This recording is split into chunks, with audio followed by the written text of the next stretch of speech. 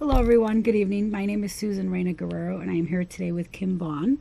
We represent Beacon Therapeutic Diagnostic and Treatment Center. It's an organization that's been around since 1968. So for the next 30 minutes, you'll be hearing about Beacon, particularly about our FACT project and some of the great work Kim does at Beacon. Just to provide a little bit of background, I'm going to put an overhead on. Beacon's mission is to empower children and families by helping them find a better future through the provision of accredited educational, mental health, and social services. We do have 4 different locations. We have our administrative offices. It's on 103rd and 103rd and Longwood. We have our Calumet Park campus that's in Calumet Park, our Longwood campus that's in Beverly, our homeless outreach services that's on Western Avenue, and for information, all of those programs can be accessed at our central number at 773-298-1243. As I mentioned in the beginning, my name is Susan, and I am here today with Kim. Kim is our housing resource developer at our FACT project. Actually, Kim is a bit of an interesting role because she actually works with the FACT team, but she actually works for Heartland Human Care Services. I think if I have that right. So Kim is going to tell us about some of the great work that she does with the FACT project. So maybe, Kim, tell me a little bit about your background and how did you get involved in this project? Well, like Susan said, my name is Kim, and my background is basically in the mental health field. I got my undergrad in psychology, and I've always had a passion for helping people. So most of my background is in working with the homeless, working with, and also working with mental health. Over 4 years ago, I was told, I was given some information about this wonderful project that's working with homeless families, and these families are the hardest to serve, and I wanted to be a part of this project.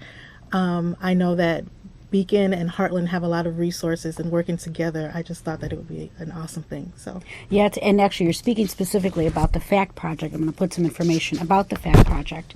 And I think what's so interesting, and you've touched on it, is that we're really working with a specific population, which is young mothers ages 18 to 25. And they have to have at least one child under the age of 5. They have to be homeless or at risk of homelessness. They have to have a diagnosis of mental health issue or some substance use issue or domestic violence. And then many of them have had past DCFS involvement. And of course, they've had limited supports. And I think what's so interesting about this initiative, it's a collaborative partnership. Beacon has been the lead, and then Heartland, 2 of Heartland's companies, many companies, came to bring resources. And I know the systems integration is the other piece that's part of Heartland's contribution to the team. And then your portion was, of course, the housing and then your case manager. So tell me a little bit about what are some of the services within FACT that are offered to the families in FACT. well, there's a lot of services that we provide. One of the most important is case management. We provide intensive case management, and in that service, we basically come into the homes or into the shelters or wherever the families are. There's been times where we've had families that lived in their car. We will meet them in their car. And with case management, we will help the families get benefits, and we link them to housing, and we link them to shelters if they need shelters.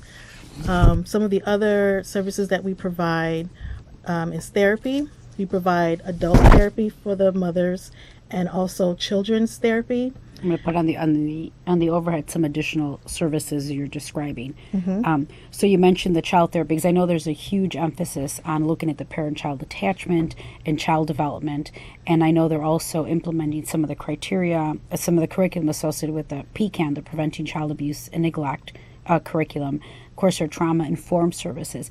And I know your services in particular really focus on the housing. And if I can elaborate a little bit more on the FACT services, it's designed to deal with mother well-being issues, child well-being issues, family well-being issues, and then the system overall. But I think what was so unique about this, in addition to the fact that it's a partnership and there's systems impact, is that housing was attached. And that's where you come in. Mm-hmm. So things that we take for granted, getting your first apartment, those kinds of things. What kind of housing options are available to the families that we're talking about within the FACT initiative? Well, right now, there's a couple housing options that we use.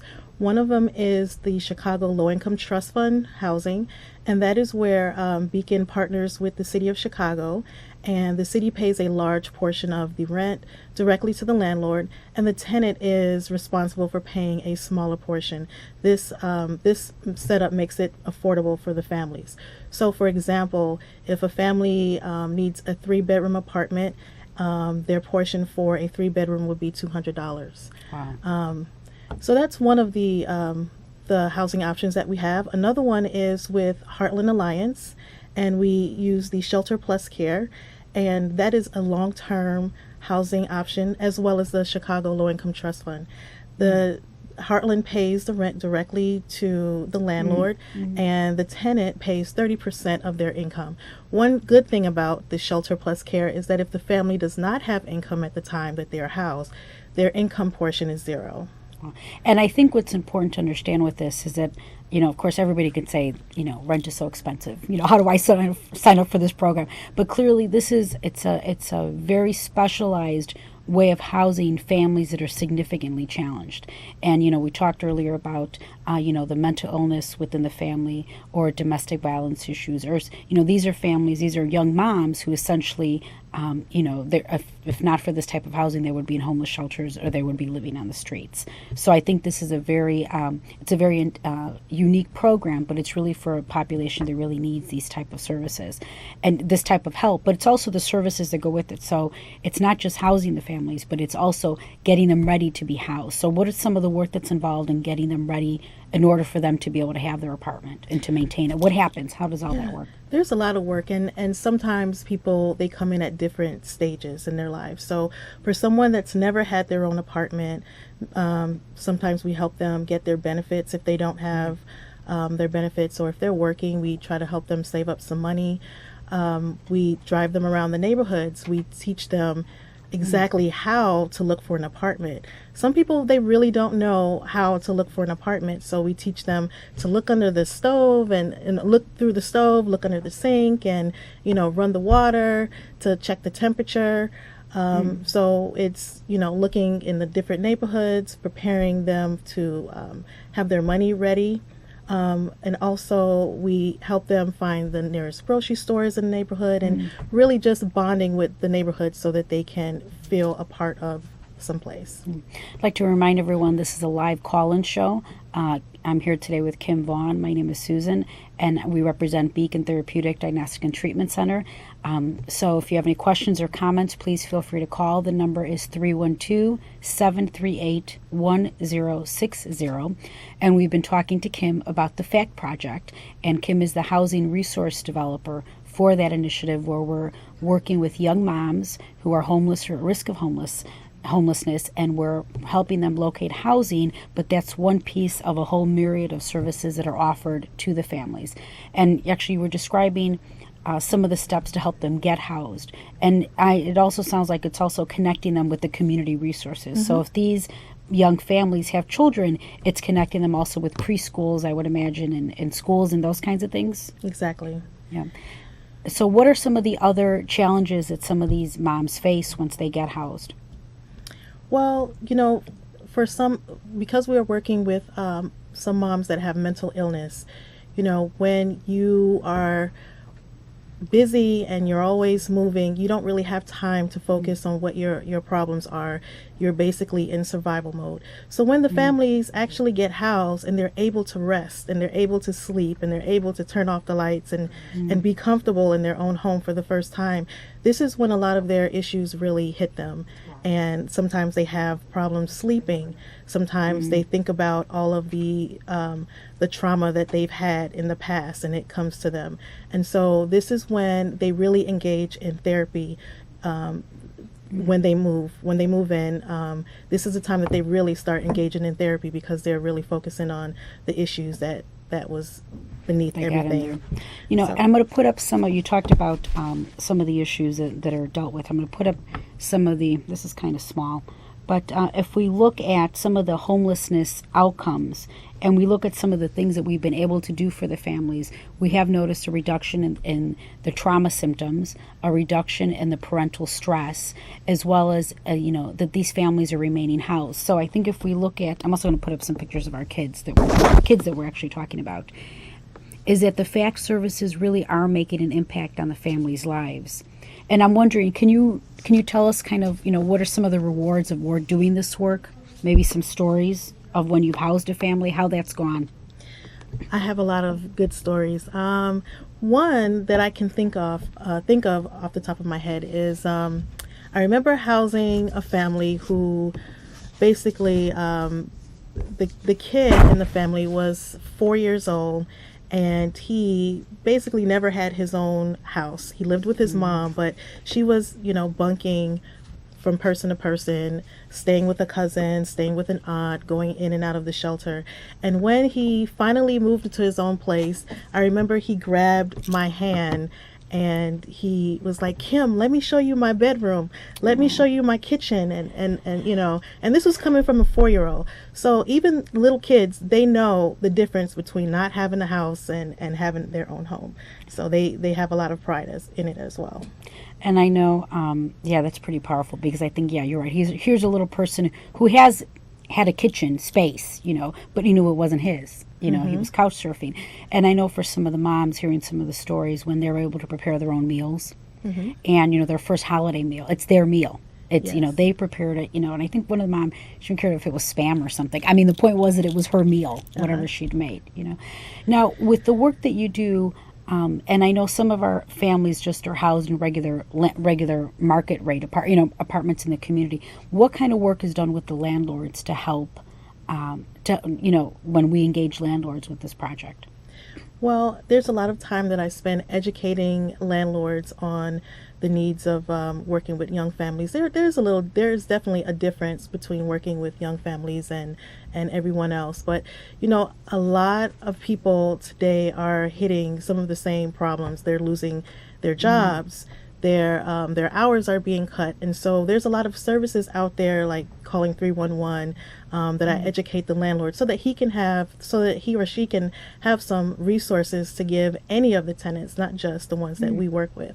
So there's that, and then there's also some conversations that we try to have with the landlord in case the tenant is having a hard time.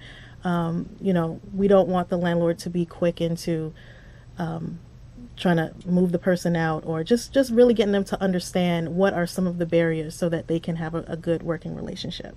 And it works.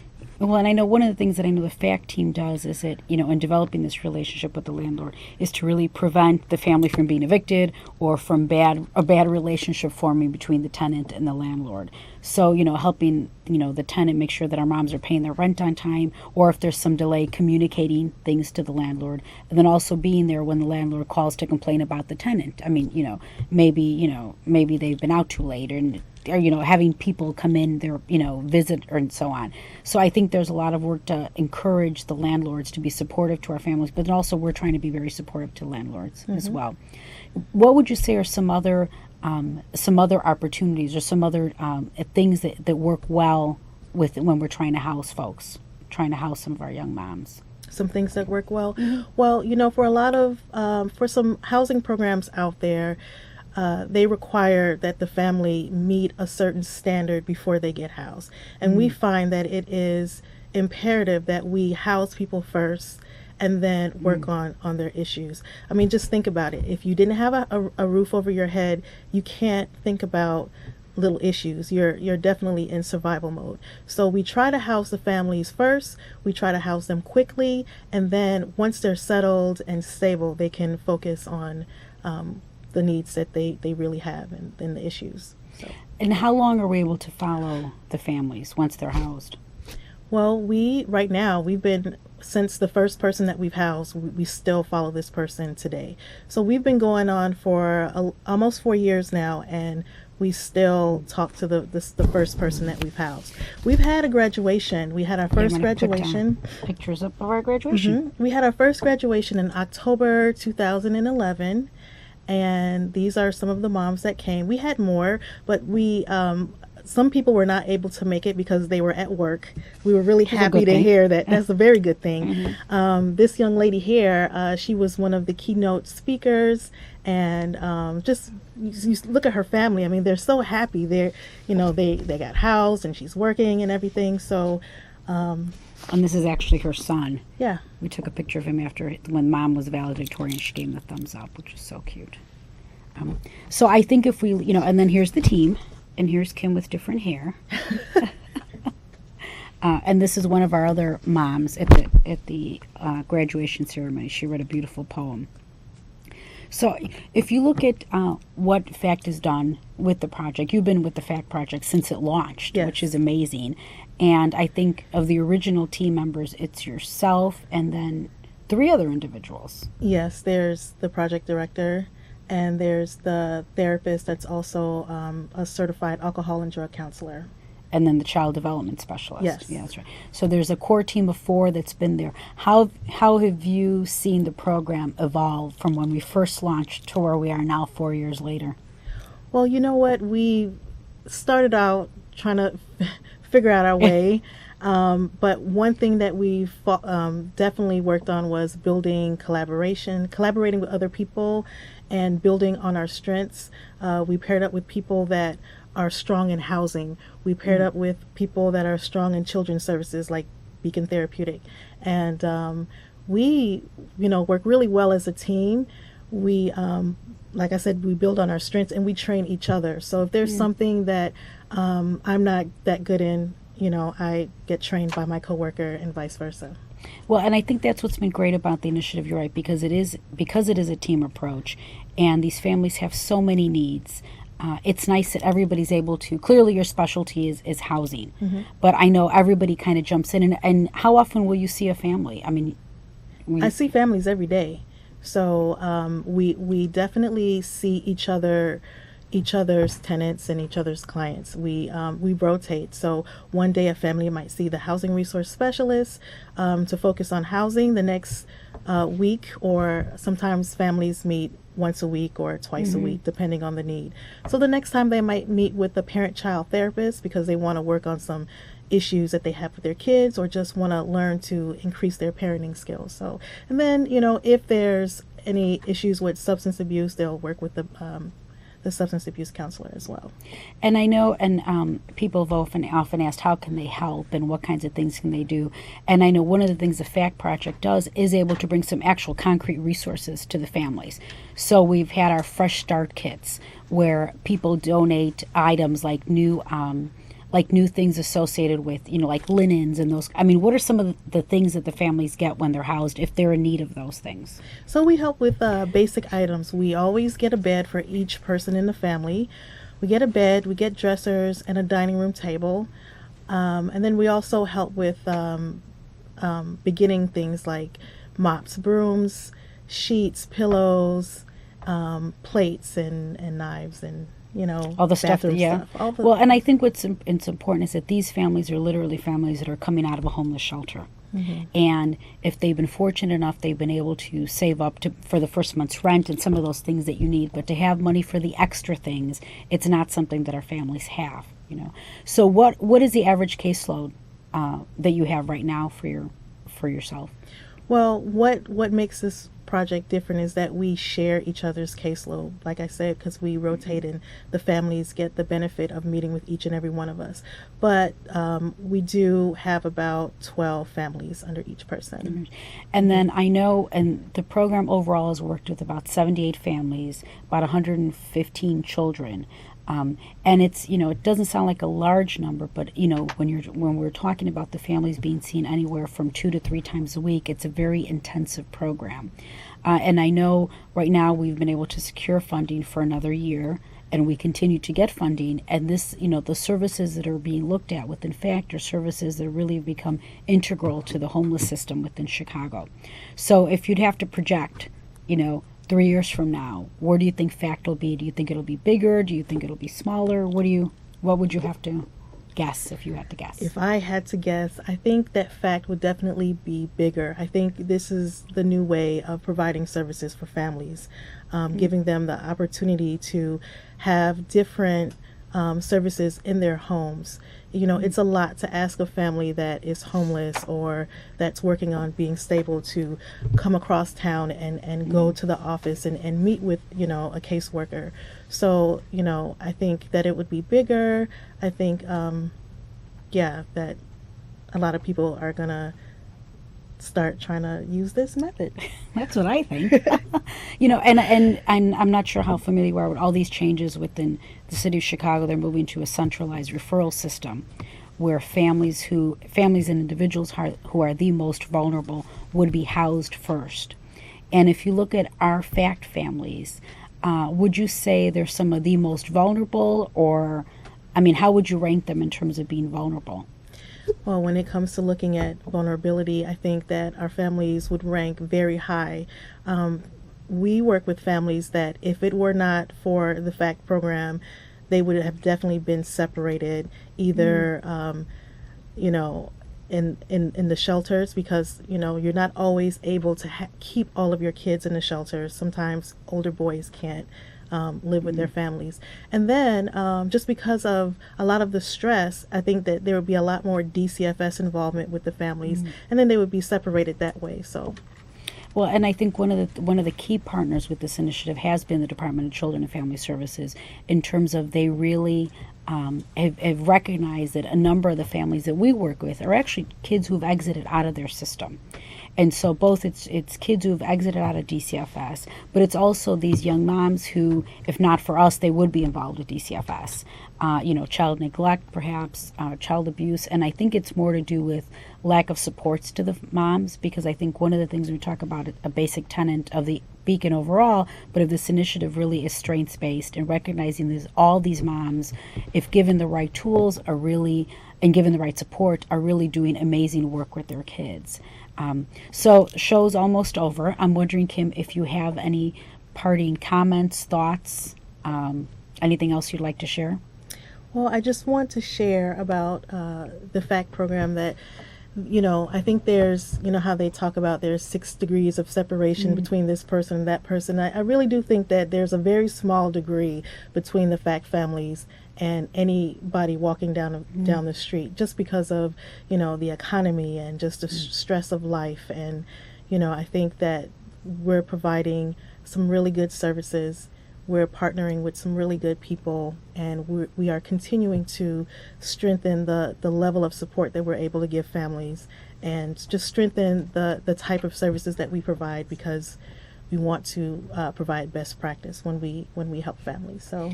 Well, thank you, and we definitely are, and I know you definitely are, because I'm always impressed with both your capacity to engage folks, but at the same time, it's really out in the outcomes. The fact that all of our families are housed is amazing in this climate, so thank you. I did want to purchase 2 pieces of information of upcoming events. We have our Beacon Bash coming up on July 26th, and so if you want more information on that, you can call 773-298-6441. But more importantly, we are in need of runners, walkers, and just participants to the 15th annual Wrigley Start Early Run. We are looking for both people to participate as well as sponsorship opportunities. So for more information, you can go to our website at www.beacon-therapeutic.org. Kim, I'd like to thank you for joining me today, and we will be here again next week. Thank you very much. Thank you for having me.